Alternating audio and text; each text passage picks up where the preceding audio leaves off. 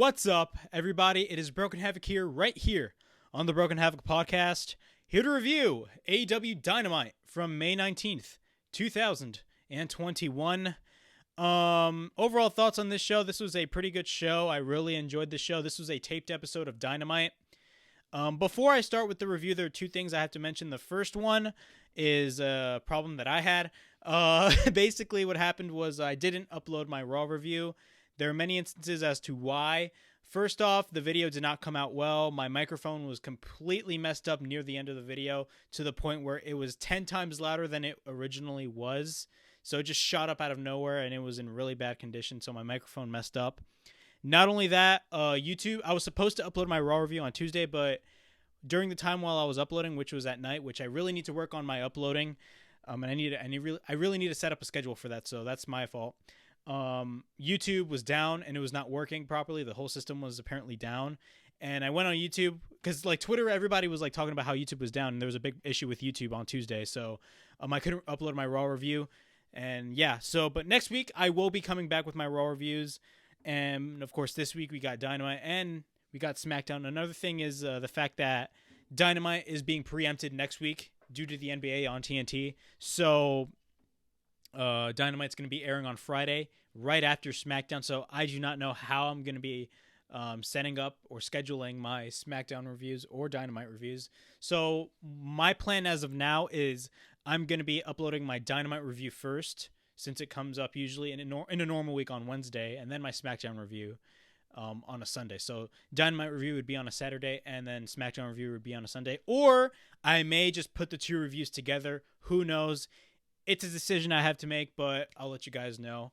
Another thing, and this is actually not a me problem. This is actually a big news story that actually came out yesterday at like noon. So this was a big deal. So AEW is reportedly, well, not reportedly, it's already official. AEW is going to be moving to TBS next year in January of 2022. Not only that, this coming August, we finally got the second show for AEW, or the third hour of television, which will be named, and it is called AEW Rampage, which, in my opinion, that is such a badass name. My original thoughts, I literally like named the second show. I remember I was like, I want news for the second show, like the day before this whole news story came out, and we got it. I originally I thought like they were gonna name like something like AEW Saturday Lightning or something like that, but no, it's gonna be called AEW Rampage. It's gonna be airing on TNT, and it's gonna be, I believe, it's gonna be making its debut Friday, August 13th. But no, it's not going to be head to head against SmackDown. So we're gonna have 3 hours of wrestling, not only on a Monday night, but on a Friday night as well. Of course, we got 2 hours of SmackDown on Fox. And then right after SmackDown, we shift over to TNT and we got AEW Rampage. So yeah, both shows will be on TNT for the remainder of 2021. But starting next year, both shows, Dynamite and Rampage, will be moving to TBS. So how I got this news story is I have the Ringside News app, and what happened was that I always get notifications on any news story that comes out. And when I first got the notification, I was instantly angry. I was like, "Why are they moving to TBS? That makes no sense." But it was an instance where I didn't even read the full story. At first, I thought it was a bad thing, but then until I read the full story, then I was like, "Okay, this is a good thing." So with AEW moving to TBS next year, TNT is still going to be airing AEW programming, in which they're going to be airing 4 Supercard specials. So it's basically going to be a Clash of the Champions type special show. They did trademark, I believe, earlier this year, Battle of the Belts. So that may be one of the specials. But, I mean, as you guys have seen with Dynamite these past few months, or the entire history of the show dating back to October of 2019, they've been doing special type shows. You know, Bash at the Beach, New Year's Smash, Blood and Guts, Winter is Coming, which was a huge show for AEW. TNT is going to be airing those Supercard specials quarterly. So there's going to be 4 Supercards per year for AEW on TNT. And starting next year, AEW will air both Dynamite and Rampage on TBS. So this is great. And not only that, one thing I have learned is TBS is actually in more households than TNT, which I didn't know. I always looked at TBS as the smaller station and looked at TNT as the larger station, but no, that's actually not the case. TBS is actually in more households than TNT, so this is a big W for AEW because this is more programming for AEW. Not only that, this is also good for the wrestling business. The fact that AEW is doing supercard specials, pay-per-view quality shows on live television is awesome. I really like the fact that they're doing this. WWE should be doing shows like this. Instead, they should not be doing 12 pay-per-views a year. They should be basically following AEW's formula in which they have 4 pay-per-views a year. And WWE does have their big 4. But what WWE should do is utilize AEW's format and do 4 quarterly pay-per-views and 4 quarterly specials. I mean, they do have Saturday night's main event. Why not utilize Saturday night's main event? I mean, Saturday night's main event, I mean, literally, you have a television deal with NBC Universal. You can literally put that show on NBC anytime you want. So WWE should be doing something like this. And I love the fact that AEW is doing this with TNT. And TBS is back in the wrestling business, of course. So that's great. I mean, people don't realize wrestling built WTBS back in the 80s and 90s, all that stuff with WCW and Crockett Promotions, all that stuff. TBS was built on professional wrestling, and that show and wrestling was the highest rated program when they were on TBS. So the fact that AEW is going to be moving to TBS, Cody Rhodes is just happy as heck because, his father would be proud because, like, my God, Dusty Rhodes, the mothership with TBS. So, man, this is awesome. AEW starting January of next year is going to be moving to TBS. Not only that, we got 4 quarterly specials on TNT, and plus we got AEW Rampage being announced. That's going to be debuting August 13th on TNT, but then starting next year, all programming for AEW is going to be moving to TBS, and we got the quarterly special. So big W for AEW. Not only that, AEW is getting a lot of money for this. I mean, they're getting paid a lot more money. So this is a good thing for not only AEW, this is a good thing for the wrestling business because it's pretty healthy. And, having 2 major promotions on national television is nothing but a good thing. I don't care if you're a WWE fan or an AEW fan. If you don't like AEW, that's fine. But at the end of the day, you shouldn't want AEW to fail, mainly because at the end of the day, having 2 major wrestling promotions on national television is healthy for the wrestling business because you have wrestlers that can make an option of where they want to go. WWE is no longer the end-all be-all. I mean, they are the number 1 promotion in the world, and they always will be the number 1 promotion. But AEW is a number 2 promotion that is on national television and has the financial backing to be a major wrestling promotion. So this is good news for AEW, and this is awesome for the wrestling business as a whole. I'm finally glad that the second television show is announced. I love the name AEW Rampage. I don't know if I will be doing AEW Rampage reviews on this channel, mainly because it's a 1-hour show, and I assume that show is going to be a taped show, but who knows? I mean, fans are going to be coming back, and not only that, there was also an announcement that Full Gear, which is the last pay-per-view of the calendar year for AEW, is going to be taking place in St. Louis. And not only that, Rampage, the final Rampage before AEW Full Gear is going to be live. So that's going to be I don't know if I will be reviewing Rampage, but hey, we'll see. But yeah, that's good news for AEW. Big W for AEW. But of course, we got Double or Nothing, I believe, next week, a week after next Sunday. So yeah, this is going to be really awesome. It's going to be May 30th. So Double or Nothing is going to be a big show. It's going to be full capacity. But yeah, the show starts. First match of the night. Christian Cage, the Instant Classic, versus Matt Sydal, a.k.a. Evan Bourne. Y'all remember Evan Bourne? I was such a big fan of Evan Bourne when I was little. His theme song was awesome, and he is amazing in the ring. He still is amazing in the ring, in my opinion. So yeah. I'm sorry if I'm moving a lot. Like, literally, like, this chair is so uncomfortable, it's not even funny. But yeah. So the match starts. We get a side headlock by Cage. We get a takedown by Cage. We get a cover and a kick out. We get a side headlock on Sydal.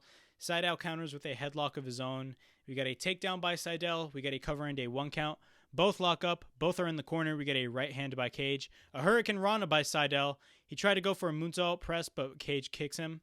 We get a dropkick by Cage outside the ring. Comes back to the ring. We get a cover and a 2 count.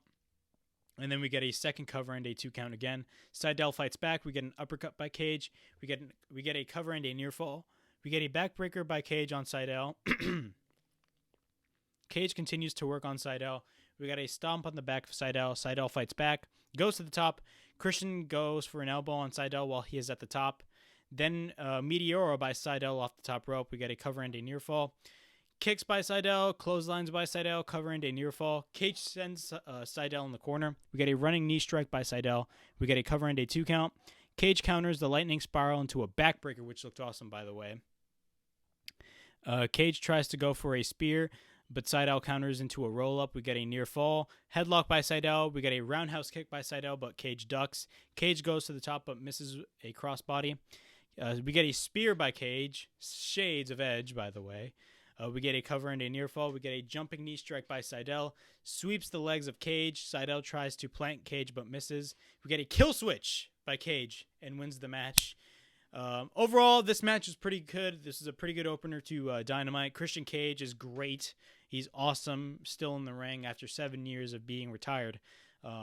Christian Cage is awesome. That's why he is called the Instant Classic.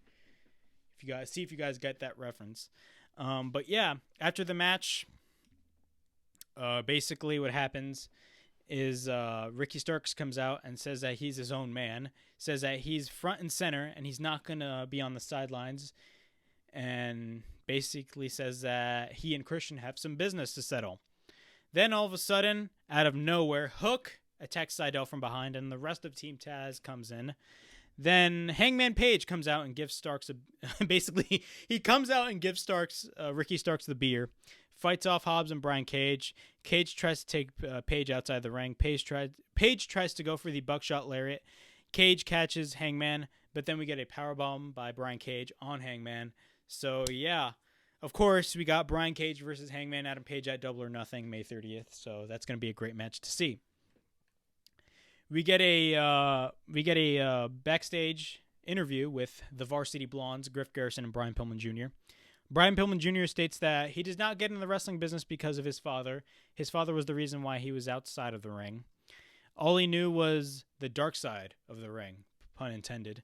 As you guys know, Brian Pillman had his documentary on Dark Side of the Ring, talking about the life and career of Brian Pillman and his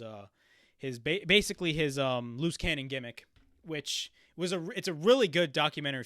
If you haven't checked out Dark Side of the Ring, it's a really good series. Check it out because they talk about a lot of stuff that that WWE will mention a lot. I'm filming this at 7 right now, and we got a new episode of Dark Side of the Ring coming out. They're going to be talking about Collision in Korea, which is basically during the time when WCW ran a show in North Korea, and it was pretty crazy. So I'd love to know. I can't wait for that episode. But I'm moving off topic here. But he came to the business to do it the right way. Griff Garrison basically states that he met the Young Bucks back in 2018 to run a merchandise stand. Fast forward, he is wrestling in AEW and doesn't see the same Young Bucks. Says that they will win the AEW World Tag Team Championships. So overall, this was a pretty good backstage segment. The Varsity Blondes are starting to grow on me. They're really good. Brian Pillman Jr. is great at what he does. Griff Garrison is awesome as well. Griff Garrison is great. Also, Brian Pillman Jr., awesome wrestlers. Next up, we got Jon Moxley and Eddie Kingston backstage. They talk about the Acclaimed. They are an awesome duo, and the Acclaimed basically talk about Kingston and Moxley as well. And then I believe it was Max Caster or Anthony Bones. I don't remember which one that said it, but they called Jon Moxley a lunatic fringe-looking ass. That was the funniest part. But not only that, I mean, once the match started, so the next match we got was the Acclaimed, Anthony Bones and Max Caster versus Jon Moxley and Eddie Kingston. So, guys, as you guys know, when the Acclaimed comes out to the ring, Max Caster begins to spit rhymes. And I'm not going to state what he said, but what he said was crazy, and it was in shade. He was basically talking about, getting with Renee Young and stuff, and that was pretty shocking. And as soon as Anthony Bones comes in the ring and does his AEW, he instantly gets attacked by Jon Moxley. So that was hilarious. Moxley comes out to new music. It's actually the same music that he came out last week against with his match against Yuji Nagata, but it's a different artist. So yeah. So the match starts. Kingston works on Caster. Moxley tags in. We get a double team by Moxley and Kingston. We get repeated kicks by Caster by Moxley, and yeah, Kingston tags in. Both work on Caster in the corner. We get a vertical suplex by Kingston on Caster. Moxley tags in. We get a couple knife edge chops on Caster in the corner. Caster ducks but gets chopped in the back. Kingston tags in. Caster hits a dragon screw on Kingston. Continues to work on Kingston. Bowens tags in. We get repeated rights and stomps on Kingston by Bowens. We get a couple chops in the corner by Bowens. Works on Kingston. We get an armbar by Bowens on Kingston. Caster tags in. We get he starts to work on Kingston. Bowens in and works on he tags in and works on Kingston. Bowens applies a vertical cloverleaf. Moxley breaks it up. The acclaimed is targeting the leg of Eddie Kingston by this point. Moxley tags in. We get a double clothesline by Moxley. Right hands by Caster, but Moxley fights back. Kicks by Moxley. We get a release German suplex by Moxley. Then we get a King Lariat by Moxley. Pile driver by Moxley on Caster. We get a sleeper hold on Anthony Bowens. Moxley's on the top rope. Caster hits a superplex on Moxley. We get a diving crossbody by Bowens. Cover into near fall when Kingston breaks up the pin attempt. Right hands by Bowens. We get a sleeper applied by Moxley. Caster takes Moxley outside the ring. Bowens gets the chain, but later the referee is not. While the referee's not looking, but later the referee takes it. Caster tries to hit Kingston with the boom box after the referee took the chain away. Then we get an enziguri by Kingston. Then we get a wheelbarrow into a paradigm shift on Max Caster. So double team right there by both Jon Moxley and Eddie Kingston. So that was awesome. And Eddie Kingston and Jon Moxley win the match. Awesome match. The Acclaimed, awesome tag team. I guarantee you they will be future AEW World Tag Team Champions. And also Jon Moxley and Eddie Kingston as well. They will also be future AEW World Tag Team Champions. They are facing the Young Bucks at Double or Nothing, so that's going to be awesome. So Jericho's backstage, and he's basically talking about the Inner Circle accepting Stadium Stampede. And yeah, after that, we get Scorpio Sky and Ethan Page. Sky says that when he was a child, Sting was everything good about this business. Says he wanted to be just like him. Then something happened. Time. Says he's not the same man that he used to be. Sky says that he's no longer a child. He tells Sting to step aside or he will put him down. Then Ethan Page gets the mic. He talks about how Sky attacked Sting and how Page took Darby Allin through the stairs, which was crazy and devastating. I mean, Darby Allin takes a lot of abuse. He literally gets a lot of abuse, and like literally the guy takes crazy ass bumps. Darby Allin is crazy. Like I remember I was watching that live on television. And I was like, bruh, how does this guy survive? Like this guy was just driven down a series of steps. You know what I'm saying? But yeah, Page states that he was a little bit. It was a little bit of his fault that that Darby Allin lost the TNT Championship. Of course, Miro is the new TNT champion. Says he's going to take away everything from Darby Allin and says that he will be the nail in his coffin. Then after that, Sting comes out, and then Darby Allin from behind attacks Page and Sky with the skateboard. Sting enters the fray and enters the fight. Sting hits Sky with the skateboard. Sting applies the Scorpion Deathlock on Scorpio Sky, and then Sky and Page leave. As soon as they were headed to the stage, the Dark Order comes out of nowhere. So then Sky and Page go through the other side. Overall thoughts on this segment. This was a really good segment. I really enjoyed it. Ethan Page is starting to grow on me. When he first debuted for AEW, I really didn't care that much for Ethan Page because Ethan Page was great with Josh Alexander in the North. But at the same time, I mean, like I wasn't really invested in Ethan Page, especially after that god-awful segment at the Hard to Kill pay-per-view, which I don't even want to mention here. That was terrible in my opinion. But yeah. The Pinnacle backstage. Well, not really backstage. They're in a restaurant. MJF basically cuts a promo on Jericho, says he's dealing with someone who always gets the last laugh, that being MJF. MJF always gets the last laugh, and we saw that last week. Dax Harwood talks about Chris Jericho making a mockery of this business. Then all of a sudden, Sean Spears attacks the busboy out of nowhere, and then Tully Blanchard just gives him a tip out of nowhere. It's probably a shit ton of cash, but it is what it is. So yeah, the Pinnacle. You know, they're a dominant faction. I do believe MJF will eventually be winning the AEW World Championship. The Pinnacle will be having all of the gold in the future. I guarantee you that. And it's going to be really cool because you're going to have a Four Horsemen-like faction on TBS starting next year, which is going to be crazy.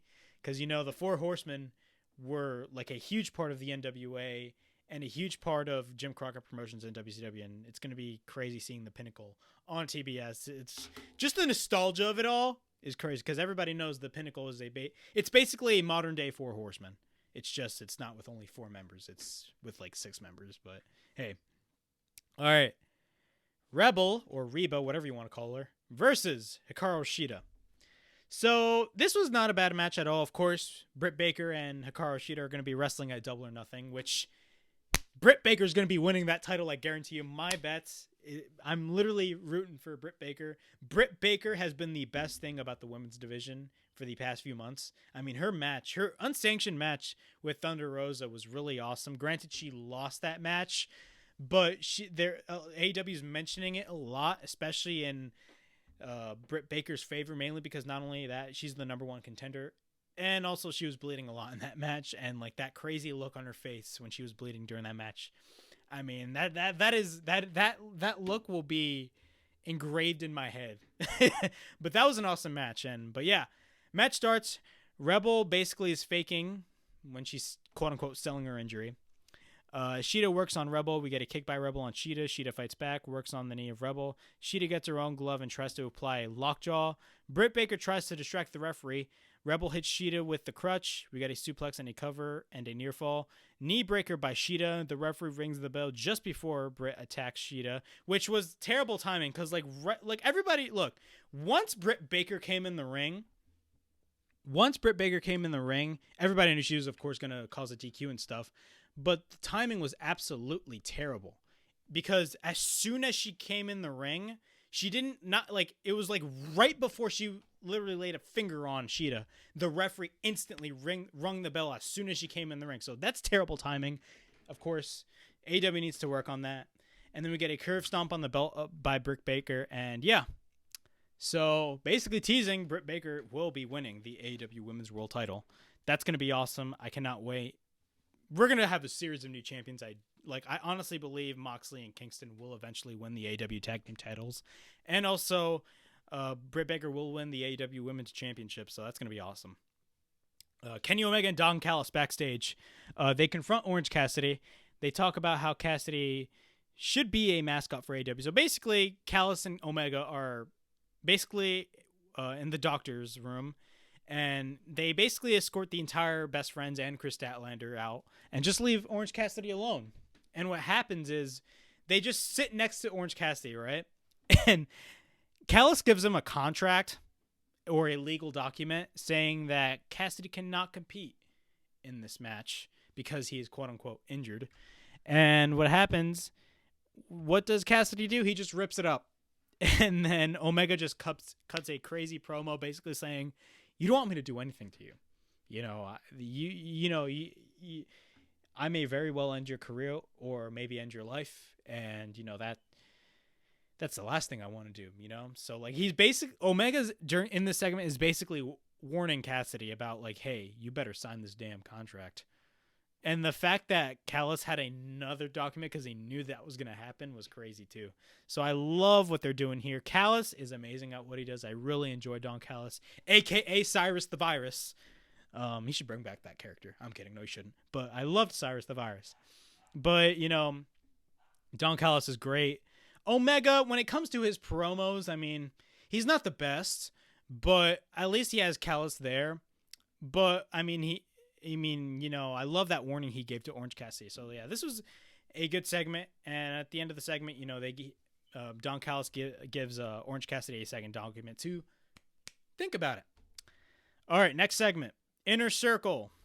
So, Inner Circle is going to be giving their response to whether or not they will accept the Stadium Stampede match. And there is a stipulation involved. If Inner Circle loses the Stadium Stampede, they will split up forever.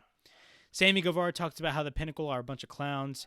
Then Hager speaks and states that if they don't accept, they themselves are just cowards. And says that the last thing they want is to be a bunch of schoolgirl bitches like the Pinnacle. So that was an awesome line. Jericho talks about last week and asks if Blood and Guts was worth it. Then later proceeds to talk about how that scared his family and his children and all that stuff. Which this was a really good promo by Jericho. I really enjoyed Jericho's promo in this segment. Says that he will never be the same because of what MJF did, and talks about the cage fall, which everybody knows what happened with the cage fall. There was a lot of backlash that came about the cage fall. And then Jericho later proceeds to say that it was 100% worth it, and then they all together, they basically say, we accept. So the Inner Circle accepts the challenge. So we're going to be getting Stadium Stampede 2 at Double or Nothing. So that's going to be awesome. I really enjoyed the first Stadium Stampede match, but I will say it was kind of campy at the same time. But I think when it comes to this Stadium Stampede match, I do believe that it will be a little more serious because of the stakes that are involved in this match. Because, the Inner Circle, if the Inner Circle loses, they will split up. Who do I think will win? I honestly do not know. I mean, the Pinnacle is set for success. I mean, they cannot lose. I mean, the Pinnacle will definitely eventually hold all the gold in AEW, and I do believe that wholeheartedly. So, who knows? But I will be making a predictions video on Double or Nothing, so be on the lookout for that. Jade Cargill, backstage about her decision, talks about how, basically the same thing over and over again. Who knows? Who's going to sign Jade Cargill? Team Taz? I don't know. But yeah. So yeah, she's still looking and trying to make her decision. So we honestly do not know what decision Jade Cargill will make. Red Velvet versus Serena Deeb for the NWA Women's World Championship. Overall thoughts on this match. This was a really good match. I loved this match. I really enjoyed this match. Red Velvet is awesome at what she does. Serena Deeb, she's always been great. But at the same time, I really enjoyed Red Velvet in this match. She really took the fight to Serena Deeb in this match. So match starts. Deeb goes right after Velvet. We get a couple uppercuts by Deeb. We get a twisting neck breaker by Deeb. We get a cover and a near fall. Deeb proceeds to kick on Velvet. Velvet fights back with a kick. We get a back elbow by Serena. Deeb works on Velvet in the corner. Red Velvet begins to fight back. We get repeated kicks in the corner on Deeb. Deeb continues to work on Velvet. Velvet fights back. Velvet is on the top. We get a crossbody by Velvet. We get a backstabber by Velvet. Standing moonsault by Velvet. We get a cover and a 2 count. Velvet takes Deeb outside the ring. Moonsault off the apron by Velvet. We get a corkscrew shot by Velvet. Cover and a near fall. We get a backslide by Deeb. Velvet tries to counter, but Deeb grabs Velvet, but Velvet gets Deeb shoulders up, but then we get a near fall. Velvet plants Deeb to the mat. Velvet goes to the top. We get a moonsault, but Deeb gets the knees up. We get a powerbomb by Deeb. We get a cover and a near fall. Serenity lock by Deeb. We get a figure 4 attempt by Deeb. Inside cradle by Velvet. We get a near fall. Deeb smashes the knee of Velvet. Serenity lock by Deeb. Velvet taps out, and Deeb retains the NWA Women's World Championship. Overall thoughts on this match. This was an awesome match. Again, as I stated before, Serena Deeb is great, and she's awesome at what she does. But also, Red Velvet is amazing as well. I really enjoy Red Velvet in this match, and she was really good in this match. So yeah, Pac is backstage and states that he is sick and tired of getting robbed of an opportunity, and says that none of the elitists will be doing anything now, considering the fact that he is part of the main event of Double or Nothing. So it's going to be Kenny Omega versus Orange Cassidy versus Pac for the AEW World Championship. That's going to be an awesome match. Who do I think is going to win? Omega's going to be winning that match, regardless. Omega shouldn't be losing that championship.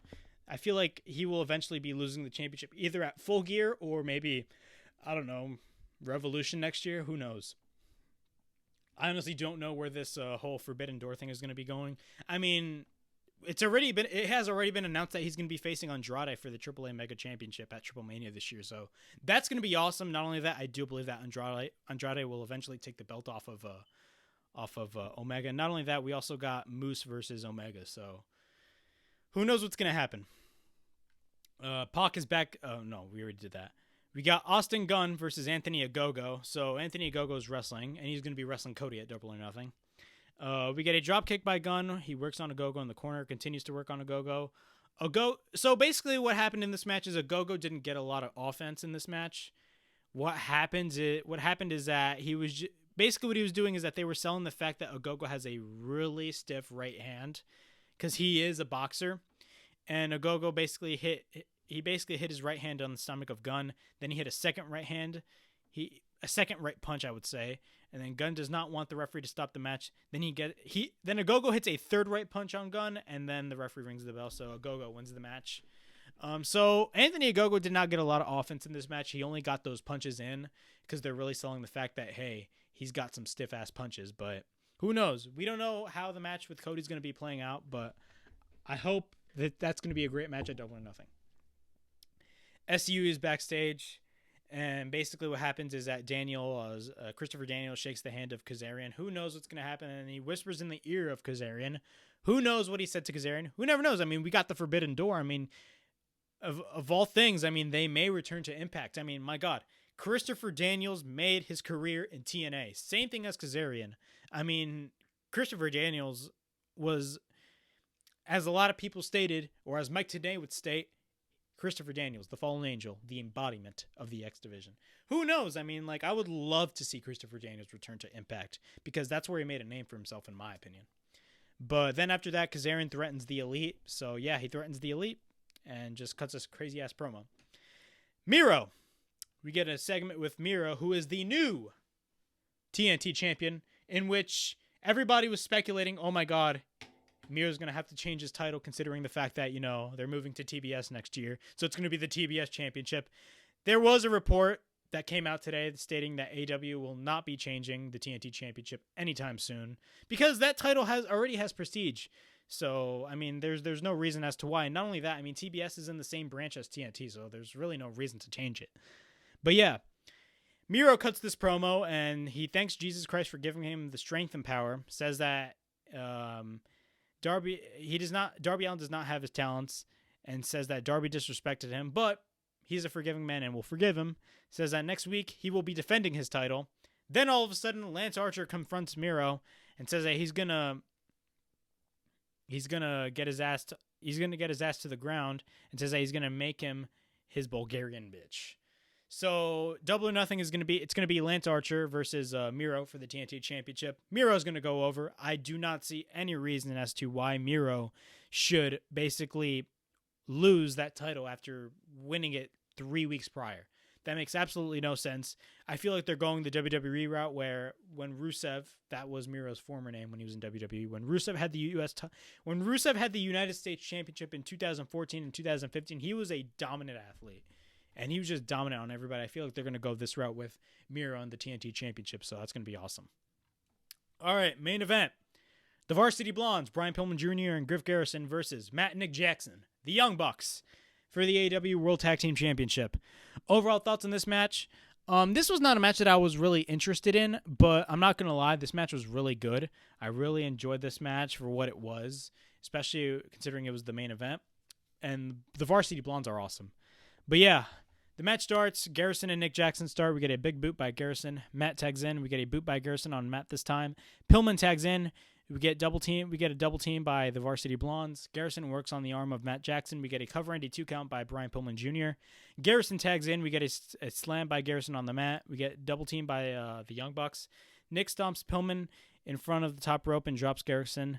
The Bucks continue to work on the Varsity Blondes. Pillman fights back against Matt Jackson, but Matt continues to work on Pillman. Nick Jackson tags in, works on Pillman. We get a crossbody by Brian Pillman Jr. Both teams tag each other's partners. Garrison works on both the Young Bucks. We get a couple back body drops. Splash in the corner on the Bucks. Spear on the Bucks. Garrison jumps over the top rope. We get a flying clothesline by Pillman, which is awesome. Covered by Garrison, we get a near fall. The Blondes try to go for the powerbomb, but the Bucks take back control. Kicks in the back of Brian Pillman Jr. by both Matt and Nick. Super kicks on the Bucks by Brian Pillman Jr. Matt Jackson hits a sunset flip, and then we get a sharpshooter applied by Matt Jackson. Nick Jackson sprays cold spray on Pillman Jr., and then Garrison comes in. Nick super kicks Griff Garrison. The referee takes away the spray, but Matt, in typical Young Bucks heel fashion, have another spray. Then sprays Julia Hart, who came in with the Varsity Blondes. I didn't mention that in the beginning of this match. We get a roll-up by Garrison. We get a sharpshooter applied by Matt Jackson on Brian Pillman. We get a facebuster by Matt Jackson. And then Pillman taps out. So the Young Bucks retain the AEW World Tag Team Championships. This match, I knew the Young Bucks were going to go over. Everybody should have known that the Young Bucks were going to go over, but I'm not going to lie. The Varsity Blondes looked great in this match. I really enjoyed this match. But after the match, Jon Moxley and Eddie Kingston confront the Bucks. They come into the ring, and what happens? Both Kingston and Moxley attack Matt and Nick Jackson. Then we get a sleeper hold by Moxley on Matt Jackson. Then we get a rear naked choke on Nick Jackson by Eddie Kingston. And at the end of the show, you know what happens? Eddie Kingston and Jon Moxley take Matt and Nick Jackson's expensive $1,000 or probably more sneakers, and they take them away and just keep them for themselves. So yeah, Kingston and Moxley have the sneakers of the Jackson brothers. So that's the show. That's Dynamite. Overall thoughts on this show. This show was awesome. I really enjoyed this show. Of course, I love the fact that AEW is moving to TBS. Not only that, they got their second show announced, and we got quarterly specials happening. This show itself was awesome. I really enjoyed it. This was a taped show, so it felt kind of different. And one thing I will say though is the fact that when it comes to you do see a difference when it comes to a taped show and a live show. One thing I will say is that AEW should work a little more on their taped shows in which they try to at least resemble like a live show, because I do feel like when it comes to a live show, they do rush things, but at the same time, when it comes to a taped show, they do rush things a lot more, and you can tell it's taped. So they really need to work on that. But overall, I mean, the matches were great. Griff Garrison and Brian Pillman Jr. versus the Young Bucks. Awesome match. I really enjoyed it. Red Velvet versus Serena Deeb was also an amazing match, and also Christian Cage versus Matt Sydal. I mean, two veterans go at it. I mean, that was a really good match as well. Of course, as I stated earlier, Dynamite's going to be preempted, so I got my SmackDown review that's going to be uploaded on this Saturday, and then next week my Raw reviews will be coming back. Not only that, Dynamite, as I stated earlier, will be preempted, so there will be no Dynamite review on Wednesday because it will be Friday Night Dynamite, which will air right after SmackDown, so I have to shift channels from Fox to TNT at 10. So I have to take notes for 4 hours straight for two 2-hour shows. And so, yeah, I will probably upload... I don't know. I will let you guys know if I will be doing both reviews together or I will separate the reviews, but I will make a decision next week. But yeah, that's my Dynamite review. Please like, subscribe, push that bell for notifications, comment down below and about your thoughts on Dynamite. And this was AEW Dynamite from May 19th, 2021. And this is Broken Havoc. Signing out.